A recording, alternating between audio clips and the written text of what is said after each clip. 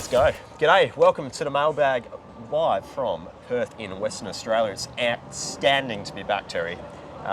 Pete Anthony alongside Perth Racing Guru, formerly of Perth Turf Talk, now property of Betfair, Terry Layton. Terry, welcome. Thanks to for the having mailbag. me, Pete. Very excited to be here, and hopefully we can find a couple of winners. Yeah, absolutely. Look, we've been back at Ascot since, what, probably October or so, just after Grand Final weekends. How's Ascot, the change of track, been suiting you as a punter?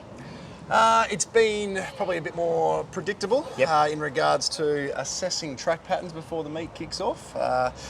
Nothing worse, and I'm sure you can relate to this, Pete, than halfway through a meeting we've tipped 10 back markers thinking that it might suit the horses off the speed and nothing can make ground. So I've been pretty happy with the track in that sense, and fingers crossed that continues for Saturday, especially with Dig Deep going around in the Guineas, who we're going to be wanting to see make some ground. Yeah, exactly right. The people's horse. Yeah, the people's horse indeed.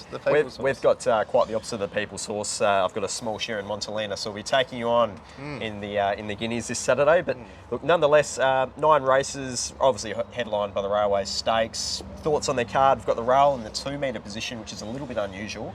It is. It's probably not the best card in the world, to be completely honest. I'm not overly enthused about many of the other races. The quaddy legs are obviously 2 of them are the features, but all in all, I've seen better Railway Stakes day cards, but the beer will still be cold on course, Pete. So that's the main thing, isn't it, to be honest with you?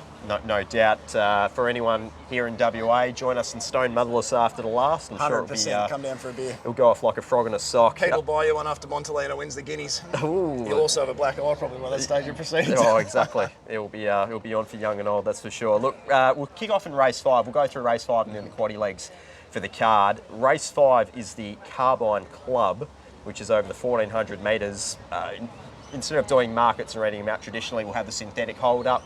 Synthetic hold is basically the best price available across the corporates. Okay. So you'll get an idea of what the best market percentage is at this stage. We're recording this on Thursday evening. Look, in terms of this race, I'll go first. I'm expecting WRINKLY to be able to get its own way out in front. Now, whether or not it's been racing in good enough form of late, that's probably the query, but love the jock change. Brad Parnham going on board. 6 from 21. Yeah. And I just think there's a real lack of early speed in this race outside of WRINKLY. I think the wide barrier suits will ensure that there's a genuine tempo. I think at the double figure quote, I'm keen to have something on WRINKLY at that price. The other horse I thought would be suited would be Alpha Sky. It usually does find itself in that position where it's, outside a leader or outside with no cover, something like that, and it finds itself probably in that spot once again. Not really sure what to make of Kimono. First start here in WA for Lindsay Smith. No public trial or anything like that. Its best figures were on a good track, but I'm just prepared to let it go around. A lot of 2-year-old form as well, which always concerns me later in its career. Exactly. Third state it's been settled in as well. Yep.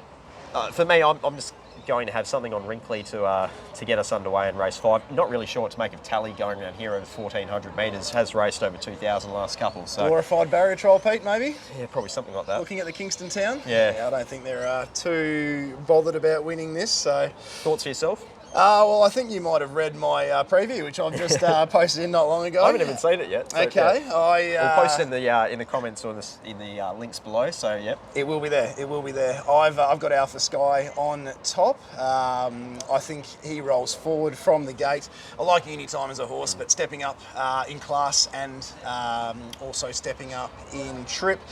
2 question marks that we're not sure how they'll be answered. Alpha Sky finished not far from Regal Power, Perfect Jewel and Samizdat, who are all good live chances in the Group 1 later in the day. So I'm expecting Alpha Sky to go forward and be hard to get past late, but I definitely want to have something on WRINKLY as well. WRINKLY leads. It's not a Steve Parnham horse. I think he's about 0 for, don't quote me on this, about 0 for 15, 0 for 18. Brad Parnham, 6 for 21.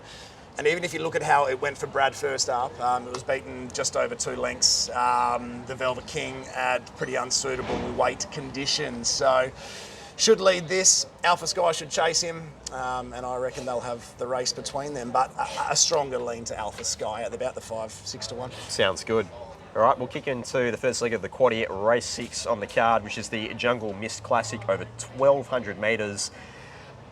it's almost the same comment for me in this race. I'm looking to find horses that are going to be settling forward for the day for the most part. Electric Light's probably the best horse. Yeah. Look, it really is probably the best horse here. I certainly wouldn't dispute that, but I'm just not sure it'll be suited. I think there's going to be a bit of traffic for it. Depends how far back it gets as well.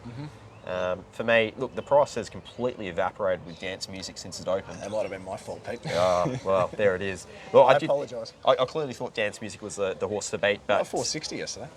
Did it really? Yeah. About 1 p.m. yesterday at the local Western Australian tab. Shocker of a place to bet. Look, I mean, they really need some sort of minimum bet law in this state, but, I'm sure you'd be well versed in the agony that is trying to punt here in WA. Don't get me started, Peter. We'll save that for another video, now. I think. For me, it was Dance Music or Beautiful Mind. I'm expecting Beautiful Mind to roll more prominently than what it did last start. Got back to second last and really just went to the line under a hold. I think the horse will be much better suited with that little bit more distance. Not exactly sure there's a heap of speed early in this race either, with the exception of Dance Music, who I've got to lead by default. Not sure SNOWCHINO will be as aggressive as what we saw last prep over a slightly longer distance. And Market Ruler from 12, I really don't know where that horse is going to get to. I suspect they might be positive, but wouldn't surprise me if it just ends up being a little bit cast out wide. So for me, it was Dance Music, Beautiful Mind, Dutch them up, and away we go in the first leg of the quad. I'm going to Dutch them up too, but slightly differently. I'm starting to have concerns now about Beautiful Mind the more I analyse it, but I really do think Dance Music's a different horse when it gets to the top, and it's allowed its own way. It won on this day last year in the Placid Arc. Beat home horses like Regal Power and Cup Night. May not have been suited at the 1200, but it beat him home with a real degree of ease. Chris Parnham doesn't need to be and shouldn't be circumspect with his ride here. He should get to the top, let it roll, and they shouldn't see her again. My danger is Electric Light. Her last run with behind Flirtini wouldn't have been out of place heading towards a Winterbottom Stakes. So if you wouldn't be out of place in a Winterbottom, you have to be a chance in a Jungle Mist. But like Pete said before, I think she'll be too far back. This has a lot of, I'm a bit of a, I like to look back at the past sometimes. This has a lot of last year's Jungle Mist to me, where Misty Metal led. And Celebrity Dream, who was the more fancied runner, I believe, couldn't chase her down. So I think Dance Music's Misty Metal, Electric Light, Celebrity Dream, and I think they'll run 1-2, but I think Dance Music might win it comfortably too.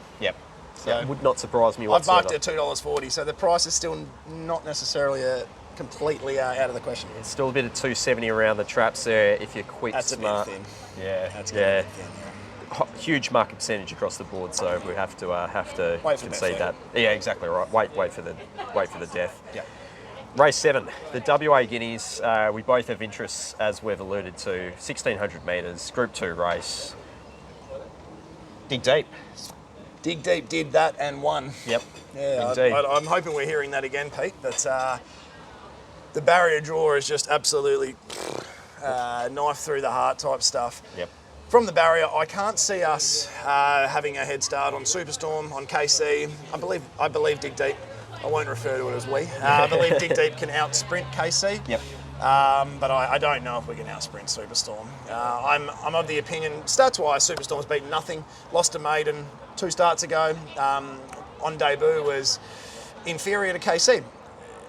The Bob Peters 3-year-olds, they elevate, and when they elevate exponentially as well. Sharp, yeah. Looking at the data here, you can't analyse this race on data because ceilings and improvement, I just don't think it's something you can quantify with numbers. So I really think Superstorm will improve rapidly here, but I'm going to actually put a different horse on top, Pete. Yep. The value, I like looking for the value. I've got Special Choice finding the back of Widespread. Okay. And I think Special Choice was knocked around big time last start. Previous effort huge. Month between runs to me suggested an issue. Should be a lot fitter. About 16-1.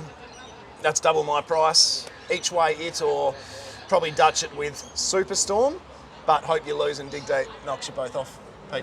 It is interesting. Special Choice does have the starting price, last start starting price over 4 of the horses in the field, which are Dig Deep, Jericho Missile, War Saint, and also Bogart. Well, with Special Choice, that start as well, most people that follow WA racing would know that Bob Peters runners are usually ridden with cover, and he had a good gate that day, Pikey.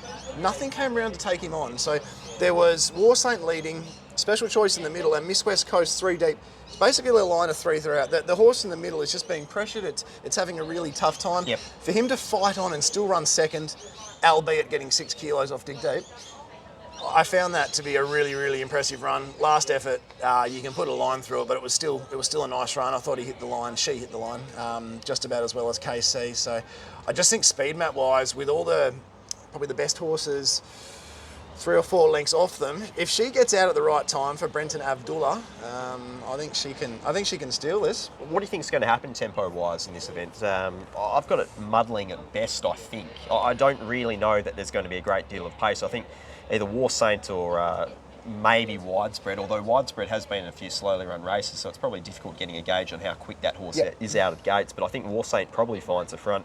3 E's, if it races, will probably come across. If it races, yeah. I think that's a big if. If not, it's Native Chimes, the 3 wide line maybe. Yeah, possibly. Yep. Then you've got Red Can Man, Widespread, Special Choice just behind them. Yep. I'm not really sure it's going to be a huge amount of tempo. I don't think KC's done anything wrong so far this prep. Been really impressed with that horse, and not just with the Tuscan Queen form line. I just think you go back through a lot of those starts, even going back to Belmont, and a lot of those starts, you've seen horses come out of those races behind KC and then come out and win. So for me, that was the way I was leaning. Barrier's probably kind enough in that it can probably Superstorm might sit on her back. Yeah, I think so. And it'll just be a case of let the best horse win. Yep. It could really be KC, Superstorm, Dig Deep. Yep. In a line of 3, levelling up, not far from it on straightening. And look, I'll be cheering for my girl Montalena as well. Where's she going to end up in the run? Well back?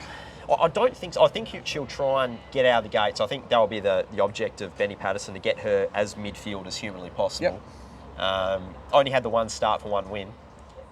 I guess untapped is probably the way I'd describe her, but at the same time, it's a massive ask to go into a Guineas first up 1,600 metres. But let's face it, Darren McAuliffe has a history. It's a massive ask to send Gaddy across and win Group 1 in Melbourne as well. So he's done a few funny things with preparations in the past, D-Max. So look, I'm looking forward to it just from a point of view as an owner, but I'm not exactly sure it's as good a betting race as a few of the others on the card. But look, we're getting stuck into the main event, I guess, should we? Yeah, let's move on. Race 8, the Railway Stakes, Group 1, 1,600 metres. I guess probably need to lead with the fact that Cockney Crew is having a vet in 32 minutes. Exactly. If Cockney Crew comes out, I genuinely just have no interest. This is just a nightmare speed map. You could group about 10 of these in a line. Oh dear, I don't know. What do you think? For me, I kept this pretty simple. This looks like a year when Gathering won the Railway, when Good Project won the Railway. That horse that finds the front will just be able to dictate. There's a lot of back markers in this field. And I just get the feeling they'll all be panicking coming into the turn when whoever's in front is all of a sudden 2 or 3 lengths in front and Gonski. Are you onto the Velvet King here, are you? Or? I'm not quite onto the Velvet King. I've gone a slightly different way. I suspect they might try and ride Best of Days really positive. Okay. The horse was $7 in the Crystal Mile, 1,600 metres at Moonee Valley, in a race where it was beaten 0.2 of a length by Chief Ironside. It then came out and was in a muddling run race there at Flemington. That was huge in the camp. Where it was basically had the winner Fierce Impact on its back, peeled off, and the horse still kept going after being 3 or 4 wide the trip. I just think if Best of Days with Brad Rawilla on board, if they're positive from the gate and they could find the front, especially if Cockney Crew comes out. He was interviewed and they did say he'd prefer to get a tug into the race, but if it jumps, he's happy racing a little bit more prominently. So I mean, that's probably the way I'd go. In terms of the Velvet King, obviously Darren McAuliffe's given that horse a massive push over the last week. I haven't heard him at all. I mean, look, probably the only way it could have been any louder if D-Mac was standing over there and just yelling. Megaphone? Yeah, exactly. Still, in terms of the way I've got my data and configurations and all that sort of thing, I still have Gadding in front of it. I don't think it's good enough. Yeah. I very simply just don't think it won the Northerly. Yep. On a rail hot day when Wrinkly rolled off and it got the Mitch Pateman rode at a 10 out of 10 that day, and Akinar Star, Lady Cosmology, other horses were flooding. Absolutely. On a track that really wasn't suiting horses out wide. One I'm going to throw at you, Pete, and the one I'm going to have on top, Well, obviously unashamed Jade McNaught fan, but Yep. it's a horse that Bob Peters only rolls out for carnivals. He's perfect jewel. Indeed, yeah. Barrier 7, I reckon she can just about land midfield or forward to midfield. Yep. Her previous 2 efforts at the Ascot Mile were winning a Guineas from Barrier 13, Group 2, and last year she was a better run than Galaxy Star in the run. She was an equal run to Galaxy Star in the Railway Stakes. It was just she jumped well, but knew he got pushed back because the horse was stopping on him. Was back last, went to go wide, decided to go inside, found trouble in the straight. Was 0.12 of a second behind Galaxy Star's final 600, who was unimpeded. So, geez, if she and she's building nicely. If she replicates that effort with 53 and a jockey, which horses are really going for at the moment, 20 to 1 each way, all day. Horse wasn't suited last start either. No. Really, at any Got stage. chopped out. Yeah, it was never as clear. well, so. The one horse I'm a big watch on for this railway as well, massive blowout, Tomasa. Lindsay Smith on a quick backup, 1,600 metres. There was money for the horse last start, and it was heavily crunched late on the fair, especially. I just don't know why the horse is in this field. It's almost like the weirdest preparation of all time since the horse has arrived in WA. But from what I understand, it just hasn't been right. The feet haven't been right. And then finally now, it's Question, right. if Cockney Crew comes out, does it lead? It possibly could. Yeah. It's a really interesting horse, and at 40 to 1 or so... I wouldn't back it with your money. I'd be waiting. I think, Pete. I reckon you might see a little bit higher than the $40 late. Might get a bit more. I think so. And look, it's a really tricky year for a railway. I mean, we haven't mentioned half the horses. We haven't mentioned horses like Tellem McCunnon, who will be back in the field. Obviously, Sammer's dad as well. Variation comes back from a Victorian sort of attack. Had the one start over Regal there. Power. Yeah. There's a lot of horses that, for me, I just don't exactly know how the race is going to pan out for them. I think the most important part when analysing this race is a lot of the time we might go, oh, a horse like that's not going to win a Group 1. Yeah. And I think straight away, oh, Tomasa, that's not going to win a Group 1. You can't think about this as a Group 1. You need to think about this as a glorified, not a glorified ratings race, but just a high quality Perth event. Yep. It's not your usual Group 1. I mean, last year we had Galaxy Star, Material Man and Gatting, but Gatting carried the 53 that day. Yep. I think that's a great way to look at this race. Yep. Gatting's now your top weight after carrying, might have been 54 actually, last year. So that's probably a good way to look at this. Don't just say, well, I don't think that horse is going to win a Group 1, because this isn't necessarily the strongest Group 1 we're going to ever see. Yep. Race 9. So what'd you end up on? Oh, look, I'm Best of days. I'm looking for best of days, something Tomasa. I've got it in for at this second. stage. So something Tomasa. Yeah. If I was going to go a mad, it'd be MIZLECKI with Jerry Noski on board. That's at his mad though. Inside gate, flooding up the inside, late. So a different mare with a lightweight. She can absolutely motor. Yep. Lucky last. The last. Can you get us out with a winner? Yeah, look, I'm basically going to stick to similar pattern outside the railway, looking for horses on speed, fit, forward in position, and with the scratching of Fire and Rain, I think that really We're gives together here, Pete. Caracapo. Yeah. Best of the day, I think, just about. Look, you have to ignore the starting price last start, because that really made no sense whatsoever. It did. It bombed the start the previous start. It had bombed its 5 previous public outings, and that to me is a major concern. But now that it's corrected it once, I think you're getting nearly $5 this horse. I've marked it 330. I think what you're paying for here, is the jump. Yep. Say you've got it even money to jump, you should have a $2.50 to win. If it jumps and leads, and Jason Brown doesn't look around, just run, just let it run. Just don't let it strangle run. it. Just let the horse run. I don't think they catch it. Yeah, I completely agree. Look, the one horse, there's not a great deal of speed in this race once more. It's a great scratching for it, isn't it? Yeah, Fire and absolutely. Rain? Absolutely. I don't think that could have won the race, but it was the horse that could have been an absolute pest to it. And Jason might have even considered handing up to. And really now you've got Minus Looks and Beat the Devil that have drawn inside of it. Minus Looks is the danger for me. Yeah. Lands on its back end. It's going well. Back to 1200 suited. Another horse probably wasn't suited entirely last start.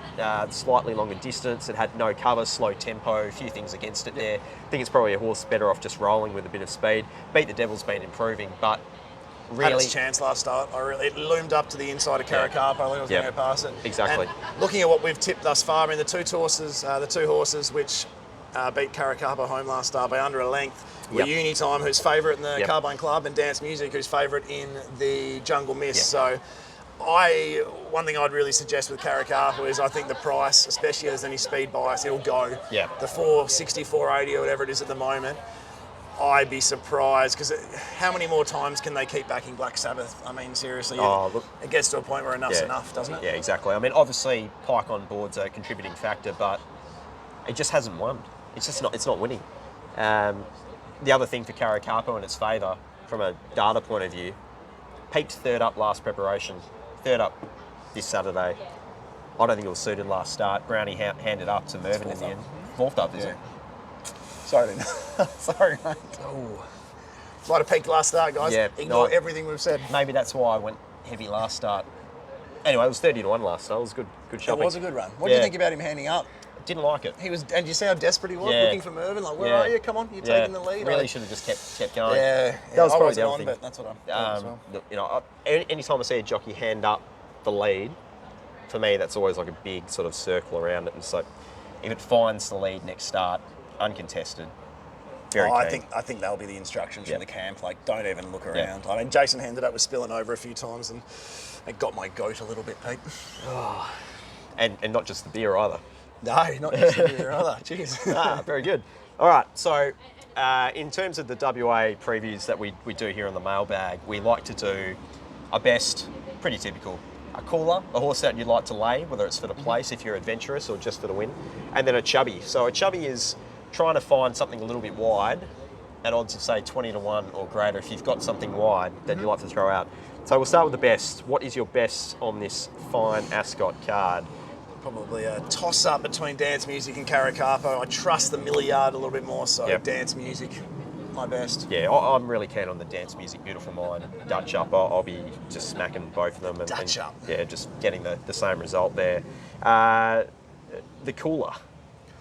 What are we laying? You go first, Pete. I haven't prepared for this one. No, I didn't even give Terry any notice here. No, you didn't. That's all right.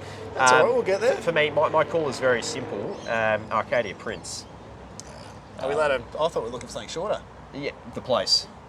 Oh yeah, 100%. Yeah. I'll probably jump on your coattails there, Pete. Yeah. I've knocked that massively. I think I've marked it over 10-1 in my market, and it's I think around the $5 mark. So yeah, I'll go with you there, Pete, and follow up on Arcadia Prince. Bar shoes are on. Lord help me run. You can probably lay them both, I think. Bar shoes are on. They'll get well back in a race dominated by the speed horses, I'd suggest. So sounds very, very simple to me. Anything at 20-1 or greater for the card that you have an interest in, you don't mind a bit of value.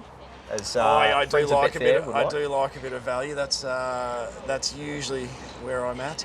I've tipped Perfect Jewel and Special Choice in their respective races. They're both about 17-1, so I'm just short of the mark. So you'll probably get better on the day on the fair, surely. Potentially. My market suggests you shouldn't, but there is a big chance. My markets are heavily biased as well.